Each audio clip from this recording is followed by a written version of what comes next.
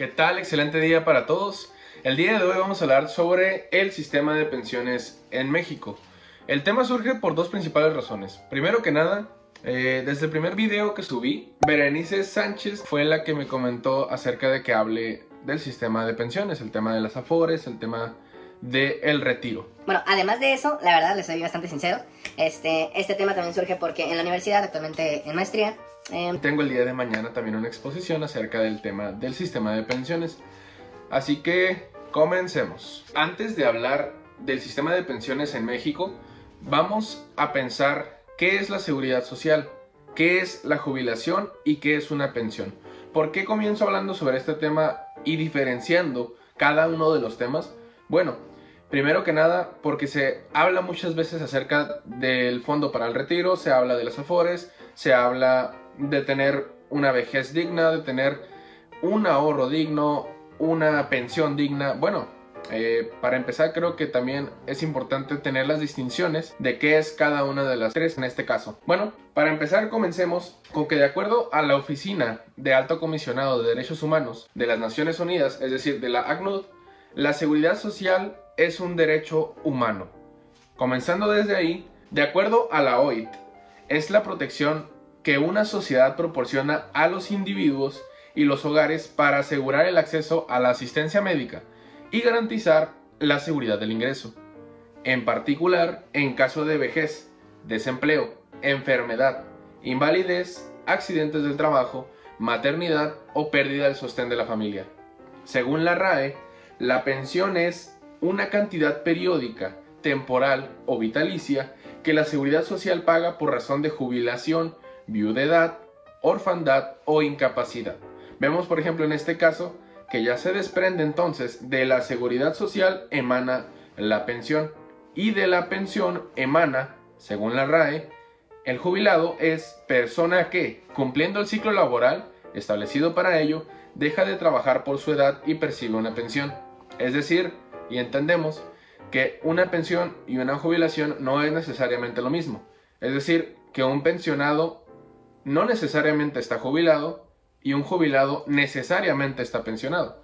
¿Por qué? Porque la jubilación es una de las razones por la cual existe una pensión. Es decir, la pensión puede existir, como lo hemos nombrado, por jubilación, por viudedad, orfandad o incapacidad. Bueno, eso es en este caso es la definición de la RAE. En el caso mexicano, existen 4 principales pilares en el sistema de pensiones. De estos 4 principales pilares, podemos llamar el primero como el número 0. ¿Por qué es 0? Porque es aquel que se basa en apoyos solidarios, se basa en apoyos únicamente. El pilar 0 es aquel no contributivo, es decir, que existe un apoyo a aquellas personas que ya se encuentran en edades, en la tercera edad, en este caso 65 años, o hemos escuchado en el caso de México, ¿no? Antes era 70 y más, 65 y más, y hoy en día se encuentran los apoyos, en este caso comandados por bienestar, aquellos apoyos del bienestar para las personas de tercera edad. También pueden englobarse algunos apoyos en cuanto a la entidad federativa, municipio o cualquier órgano de gobierno que se encargue en apoyar debido a la condición de tercera edad. Por otro lado se encuentra el pilar número 1, que es el sistema de reparto. ¿Y por qué es de reparto? Porque literalmente se reparte, es una bolsa común, por así decirlo. Y también se asemeja, si nos ponemos a analizar, a un esquema Ponzi. Un esquema Ponzi es una historia distinta, pero un esquema Ponzi se asemeja muchísimo a una estafa. Luego vamos a entender por qué podría ser una estafa. No es una estafa, pero funciona muy similar. ¿Cómo similar? Bueno, en este caso, necesariamente es una bolsa común y de reparto porque las personas que se encuentran comenzando a laborar son aquellas que van a pagar a las personas, en este caso pensionadas. Es decir, que se necesita un gran número de personas entrando, cotizando en esa bolsa común para poder con ese dinero pagarle a las personas que no están trabajando. Se podría decir que también es solidaridad, pero a las personas pensionadas. Esa bolsa se crea con los nuevos trabajadores. Por otro lado, después, bueno, también comentar que este pilar número 1 es aquel que conocen como la ley 73 en el caso del IMSS. Luego, por otro lado, sale la ley 97. La ley 97 de las afores, es decir, de la capitalización individual. ¿Qué quiere decir esto? Bueno, justamente como pregunta en este caso Berenice, todos nosotros, como jóvenes, después de 1997, digamos que la responsabilidad de pensionarte pasa totalmente a la persona por individuo. Es decir, que si yo no me preocupo el día de hoy por ver cuánto estoy cotizando en mi Afore, por cambiar de Afore, o por siquiera en algún momento registrarme en alguna, o en algún momento ver que estoy cotizando realmente, porque hay muchos problemas en los trabajos donde no te cotizan, entonces hay que estar viendo esa parte, ¿no? Para nosotros, las Afores, literal, es administradora de fondo de pensiones. Esas administradoras de fondo de pensiones se encargan, en este caso, de invertir el dinero tripartita. ¿Por qué tripartita? Porque nosotros vamos a laborar a nuestro empleo. Nosotros mensualmente, quincenalmente, o depende de cómo nos paguen, supongo mensualmente, tenemos aportación por obligación derivado de nuestro sueldo a la cuenta del Afore.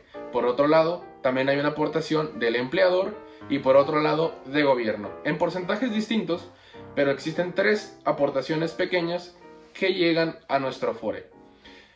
Es por ello la importancia de saber en qué Afore estamos, si tenemos siquiera cotización, cuánto tenemos en nuestro Afore, o siquiera tenemos algo.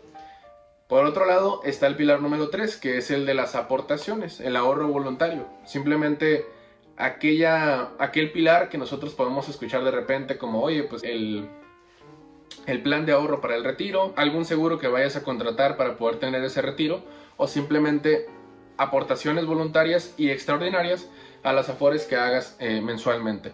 Entonces, pues como vemos aquí, es parte del gran problema, ¿no? Tenemos 4 pilares de un gran sistema complejo de pensiones. Porque, ojo, también es importante mencionar que este sistema de pensiones que tenemos no es tan sencillo de analizar. Es decir, existe digamos, las pensiones de la CFE, de Luz y Fuerza, de Pemex, de cualquier órgano descentralizado, desconcentrado que emane de los poderes estatales, de la federación, de los municipios, de las universidades estatales, bueno, en fin, de todas las instituciones puede tener o tienen en este caso sus distintos sistemas de pensiones. Pero ojo, todos se reducen a estos 4 pilares: el no contributivo, el de reparto, el de capitalización individual y el de ahorro voluntario. Y es aquí donde entra la gran problemática. ¿Por qué gran problemática? Bueno, creo que cualquier persona cuando habla sobre las novedades de este mundo moderno, podemos comprender y agradecer que no vivimos como antes, 40, 50 años, que no vivimos 25 años como esperanza de vida, sino que por el contrario, en el caso mexicano podemos ver aquí esta gráfica, de acuerdo con la CONAPO, con 69 años de aumento casi ininterrumpido en la esperanza de vida desde 1950 hasta 2019, ya en el año 2020, antes de los efectos del COVID, la esperanza de vida aumentó hasta los 75.2 años de edad. Es muy importante este tema, ahorita vamos a seguir viendo por qué, pero comenzando o recalcando lo que estaba comentando hace un momento, evidentemente para todos es gratificante tener una sociedad con una esperanza de vida mayor, pero específicamente en esta política pública, en este problema que tenemos en el sistema de pensiones, hay un problema muy grande en tener personas de edad avanzada.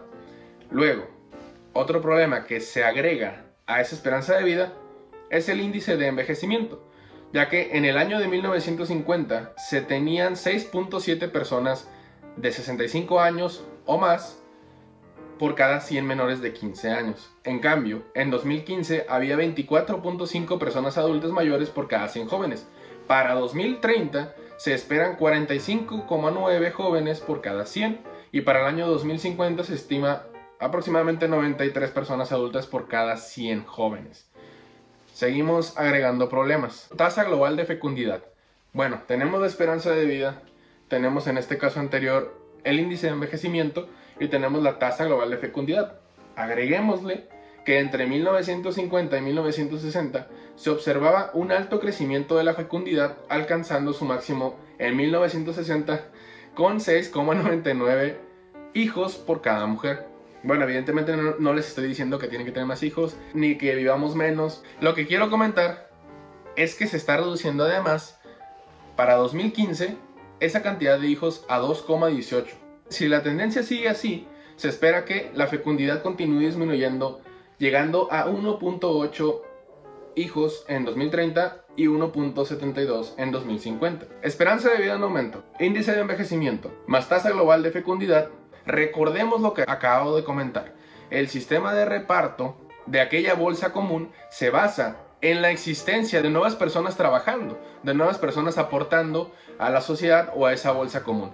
¿Cuál es la relevancia entonces? Bueno, si tenemos tenemos una esperanza de vida donde hay más personas mayores cada vez, además de tener más años de vida, tenemos a personas en comparación con los jóvenes mucho mayor y en una tendencia de crecimiento, y además estamos teniendo menos hijos. Es decir, que la tendencia va muy mal. Es por esto que surge el sistema de capitalización individual. Bueno, como el gobierno vio que no era tan factible el estar teniendo un sistema público de pensiones directamente con el sistema de la bolsa común, tenemos algunas soluciones aquí. Pero esto no termina acá, ya que existe un fuerte gasto público. Con información de la CEPAL, el financiamiento proviene del gasto corriente del gobierno federal. 7.3% del gasto total es cubierto por las cuotas obrero-patronales. Imagínense ese dato, 7.3%. Si tú tienes 100 pesos en los pensionados en general en México, 7.3 pesos de esos 100 son cubiertos realmente por el obrero y el empleador. Lo demás, ¿en dónde está? Bueno, pues por papá gobierno en este caso, ¿no? Proyecciones indican que para 2030 el gasto de pensiones de reparto se ubicará en 5,2% del Producto Interno Bruto, más el gasto de capitalización individual y pensión no contributiva, que evidentemente no está contemplada dentro de estas pensiones de reparto. 5.2% del Producto Interno Bruto. Lo que comentaba hace rato también, un informe del Centro de Investigación Económica y Presupuestaria, la CIEP, arroja que en México existen más de 1000 sistemas, modelos o esquemas de pensiones distintos. ¿Esto por qué es relevante? Bueno, porque para analizar esta política pública no es tan sencillo, ya que tenemos más de 1000 sistemas, modelos o esquemas de pensiones distintos para poder nosotros hacer un análisis meticuloso al tema. El gasto de pensiones en reparto en 2017 representó 97% del gasto total en pensiones contributivas y asciende aproximadamente 698.4 mil millones para, eso distribuido, para 4.9 millones de pensionados. Ojo, bueno, estamos en pesos mexicanos hablando, ¿no? Pero bueno, en 2017 fue del 97% del gasto total de pensiones contributivas. Ojo con ese dato, que yo justamente traté de elaborar este gráfico. Es una elaboración propia con información de transparencia presupuestaria, que ustedes pueden verificarla en la página de transparencia presupuestaria, efectivamente, en la cuenta pública de 2021, donde se encuentra la clasificación económica del gasto programable. Y en esta clasificación económica del gasto programable, es decir, del gasto que puede ser modificado, un quinto está dedicado a pensiones y jubilaciones. Es decir, que un quinto del recurso público, del gasto público, que podemos usar a discreción, tanto para invertir en nueva infraestructura, tanto para tener gastos de nóminas, tener gastos distintos, bueno, un quinto de eso está usándose para pagar pensiones de las personas. Y aquí viene otro dato muy importante, la inversión en deuda gubernamental. ¿Por qué quise agregar este dato? Bueno, de acuerdo a la CIEP, en abril de 2017, el 65,9% de los recursos de SIJUBILA, Sistema de Cuentas Individuales de Jubilación de la CFE, estaba comprometido en deuda del gobierno. Esto por dar un ejemplo. Pero bueno, algo más acercado a la mayoría de Afores es la Sociedad de Inversión de Fondos para el Retiro, es decir, la CIEFORE Básica Cero, por su parte, comenzó en operaciones en 2016, invierte el 100% de sus activos en deuda de gobierno. ¿Esto porque es sumamente importante y relevante? Los ingresos públicos federales, recordemos, provienen de recaudación tributaria y no tributaria, así como de empresas paraestatales y endeudamiento. Esto ocurre que tengamos un círculo vicioso increíble. ¿Por qué? Porque bueno, tenemos el dinero de las Afores en este caso. Estamos solucionando que no exista tantas personas jubilándose con porcentaje como antes se estaban jubilando antes de la ley 73, antes en la ley 73 y ahora con la 97 se está tratando de mermar. Bueno, aún así existe otro problema añadido, que es que la mayoría, o por no decir mayoría, gran parte de esos fondos de pensiones se están invirtiendo en deuda gubernamental. Y por supuesto, yo les acabo de mencionar hace un poco el cómo ahorrar o cuáles son las mejores formas de ahorrar al comenzar. Bueno, yo les comentaba, claramente el invertir en CETES es una recomendación que yo podría seguir haciendo, ya que es la manera de ahorrar más segura que existe en México. Pero en este caso, tener a todos los fondos de pensiones invertidos en ese tipo de deuda gubernamental, en todos los tipos de bonos que existen, es un gran problema. Porque bueno, recordando lo que acabo de mencionar, ¿cómo se está pagando esos rendimientos a las personas que están invirtiendo en bonos? Bueno, con más recaudación, con el ingreso de empresas paraestatales o con más endeudamiento externo. Entonces, sabemos que el Estado por sí solo no genera rendimientos tal cual como inversiones privadas, más que las empresas paraestatales tal vez. Pero es aquí el punto, ¿no? Tenemos como un círculo vicioso en donde, a pesar de estar invirtiendo todo ese dinero de los mexicanos, se está invirtiendo en más deuda, que genera más deuda, y al final de cuentas pues no tenemos un rendimiento positivo. ¿Qué recomendaciones da la CEPAL a la política pública? El número 1 es para el pilar número 0. La CEPAL recomienda aumentar el monto otorgado y convertirla en una pensión universal, que efectivamente parece ser que ya se está realizando, pero integrándola al sistema de pensiones como un monto complementario al pilar número 1, que debe existir ese pilar número 1. Pero en ese pilar número 1 se debe poner un límite máximo de pensiones y una reforma entonces a ese sistema de pensiones, ya que no hay un límite claro en este momento.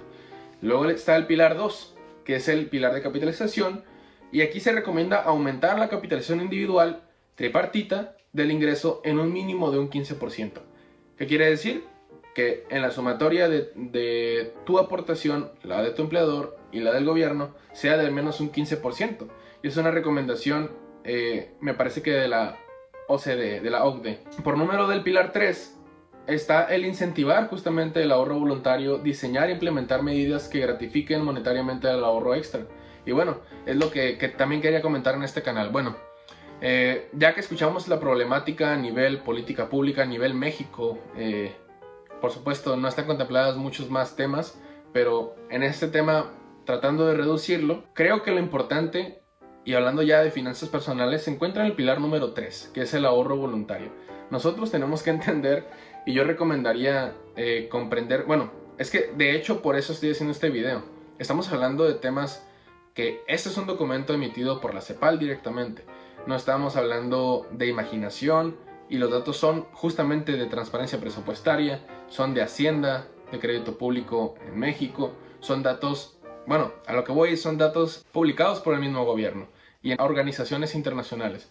Son datos que existen y que nos están dando cuenta entonces, bueno, yo como joven jamás creo que debería de esperar una pensión no contributiva. ¿Por qué? Porque eso significa que me están, digamos, complementando la pensión.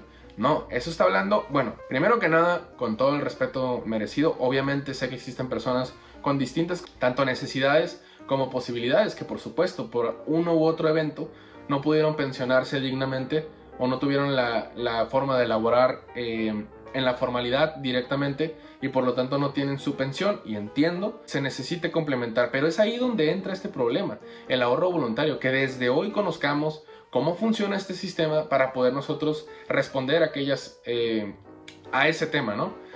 Porque también podríamos, bueno, ya no, más bien podemos esperar ese pilar número 1 de reparto, ya que está acabando, de acuerdo a organizaciones internacionales, no podemos esperar que siga existiendo este pilar número 1 de reparto, ya que, de acuerdo a recomendaciones internacionales, con justa razón y con justa justificación, no puede seguir existiendo este sistema de reparto en donde todos estén aportando para los que ya se están pensionando. No, cada quien tiene que ser responsable de su jubilación, de su pensión o de su orfanedad o su viudez, claramente, ¿no? Entonces tampoco podemos simplemente esperar que nuestra capitalización individual por el trabajo per se nos dé esa jubilación. ¿Por qué no? Bueno, porque actualmente me parece que muy pocos están sobrepasando ese 15% de su ingreso en esas afores. Y tampoco es recomendable, ya que, por ejemplo, bueno, no es recomendable para ciertas personas y para otras sí. ¿Por qué menciono esto? Bueno, hay personas que podríamos pensar, o que no les interesa más bien pensar, qué va a pasar con su jubilación. En este caso, quiero trabajar toda la vida, quiero trabajar tranquilo y quiero cuando tenga 65, 60, cuando llegue a la tercera edad, jubilarme tranquilamente. Yo sí lo quiero trabajar, hacer lo mío y jubilarme dignamente. En este caso me parece perfecto, solamente habría que observar con cuánto me voy a jubilar y si efectivamente estoy trabajando los años o cuántos años tengo que trabajar para tener esa jubilación, y no solamente digna, sino suficiente para poder tampoco subsistir, sino tranquilo y dándose sus gustos, ¿no? Por ello también el pilar número 3 creo que es el más importante. ¿Y qué significa el ahorro voluntario? No necesariamente pensar en afores en este caso. Claro, hay que pensar en el afore. Yo pienso definitivamente debemos de estar cotizando para empezar, ¿no? Pero ¿qué nos hará superar incluso a aquellas personas que quieran ver más allá? Bueno, existen, como les había comentado, aquello de los CETES. Los CETES es lo primero que pueden hacer para ahorrar, pero si queremos una jubilación inclusive antes de tiempo, porque ojo, eso es lo que también a manera personal lo veo bastante mal, porque entiendo el porqué de nuevo, entiendo que es para jubilación, pero en este caso yo no me puedo jubilar cuando yo quiera. ¿Qué tal si yo tengo ahorita en este momento una cantidad considerable, unos millones por ahí, dentro de mi afore y decido ya retirarme, que me vayan pagando con lo que tengo ahí? No se puede. ¿Por qué no se puede? Porque solamente ocurre en caso de la seguridad social, en caso de orfandad, en caso de viudez, en los casos que la seguridad social te diga, no porque yo quiero jubilarme en este momento. Pero si yo tuviera un ahorro, un dinero suficiente, pues, yo me puedo jubilar cuando quiera, por así decirlo, ¿no? Entonces, ¿qué se puede hacer? Bueno, la recomendación es esa. Primero que nada, para las personas jóvenes que se encuentran comenzando a cotizar o no comenzando. Oye, ¿en qué afore estoy? ¿Cuál es mi afore? ¿Y qué es un afore? Es aquella administradora de tu fondo de pensión. Es decir, que tú necesitas una de esas afores para que te esté administrando esa pensión que tú tienes por ley. Si tienes RFC, si ya comenzaste a trabajar, ya tienes aunque no lo sepas. Entonces, es importante. Aquí abajo en este video voy a dejar los links para que veas cuál es tu afore y también comentar justamente por qué es que ya tienes un afore aunque no lo sepas. Bueno, por ley está establecido de que si tú no has observado, no has hecho ningún cambio de afore, me parece que es cada año, cuando automáticamente el gobierno, en este caso el SAR me parece, el Sistema de Ahorro para el Retiro, otorga a la afore que tenga mejores rendimientos del año pasado. Entonces, no te preocupes, si estás registrado, si debes de estar registrado siempre y cuando hayas estado laborando formalmente, pero como les comento, es importante que observemos, oye, ¿con cuánto me estás capitalizando en este caso? ¿A qué me refiero con esto? Si yo gano 10,000 pesos, 20,000, bueno, si yo gano 10,000 pesos al mes. O 50,000 pesitos, ¿no? Como decía Samuel García. Si gano 50,000 pesitos al mes. No, dejémoslo en 10,000 pesos. Me es muy importante observar con cuánto me estás cotizando en el seguro en este caso. Ya sé si estás en ISSSTE, en IMSS, bueno, checar en dónde estoy y con cuánto me estás cotizando. ¿Por qué es importante? Absolutamente. Bueno, aunque no le guste a los empleadores, no es una buena práctica para el trabajador, ya que está perjudicando directamente a la persona tuya, a ti de tercera edad. ¿Por qué? Porque si te estoy cotizando con 6,000 pesos, y recordemos que es un porcentaje de estos 6,000 el que se va para tu ahorro, que es preferible. Es preferible que se vaya un 1% de 10,000 que un 1% de 6,000, por supuesto. Entonces, en un largo plazo es bastante importante y relevante saber que estás cotizando en tu afore. Ahora, después de checar el tema del afore, también es entender que, digamos, hay distintas personas o organismos internacionales que hablan acerca de un 15%, que de un 15% de ahorro de tu sueldo es aquel que te va a poder dar unas buenas pensiones. Entonces, en este caso, yo, por ejemplo, ¿cuál sería mi recomendación?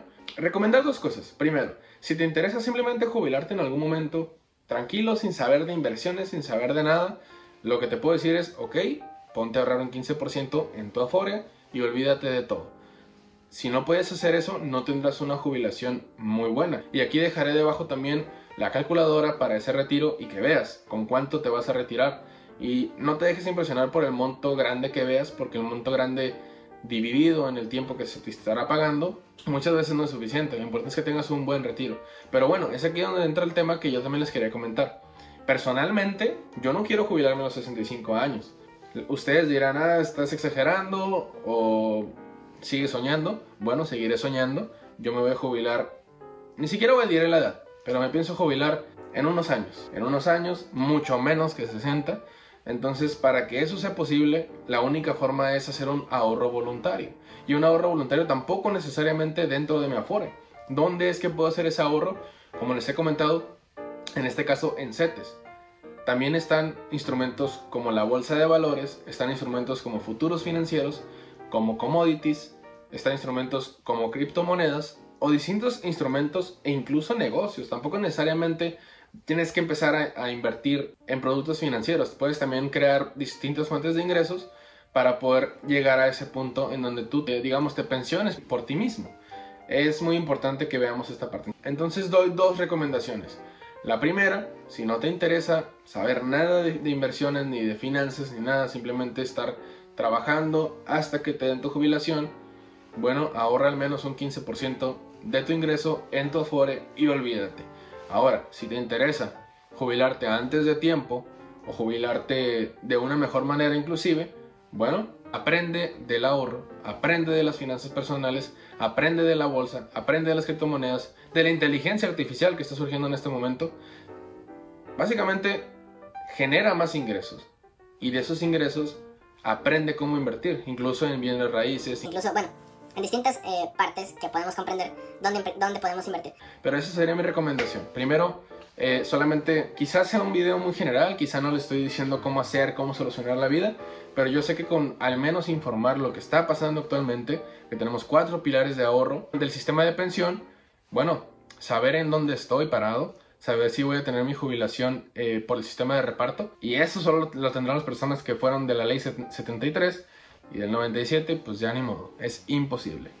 Entonces, no esperemos solamente la pensión, en este caso de bienestar, que por supuesto está muy bien de acuerdo al apoyo a aquellas personas que no pudieron o simplemente les hace falta un poco más, muy bien, pero no es sostenible el sistema de reparto, no es sostenible aumentar la pensión no contributiva y es medianamente sostenible la capitalización, así que veamos. Ahorro voluntario y capitalización individual. De verdad les agradezco muchísimo el estar viendo este video. La verdad, una disculpa si estoy redundando en algunos momentos. Y también una disculpa si tardo demasiado en hacer uno u otro video.